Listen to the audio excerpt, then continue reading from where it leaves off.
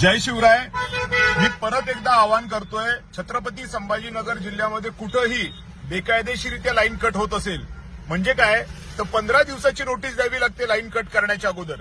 ती नोटीस दिलेली नसेल तर लाईन कट करता येत नाही. लाईन जर कट केली तर ती परत रिकनेक्ट करून देणं क्रमप्राप्त आहे. ऑलरेडी कायदे पाळत नाहीत म्हणून मी जी केस घातली यांच्या विरोधात, महावितरणच्या विरोधात, ते दंड भरतायत. आता नवीन हा जो कायदा आहे 15 दिवस हाही नाही पाळला तर परत जास्त दंड लागेल आणि म्हणून तो कायदा पाळलाच गेला पाहिजे. ज्यांनाही अडचण असेल त्यांनी अमोल भावसार, नंबर आहे 8421 15 91 85, छत्रपती संभाजीनगर शहरात यांना कॉन्टॅक्ट करा आणि ग्रामीण मध्ये गजानन गवळी 9764 36 15 35 या नंबरवर गजानन गवळींना कॉन्टॅक्ट करा. लाईन कुठेही कट होणार नाही याची जबाबदारी आमची.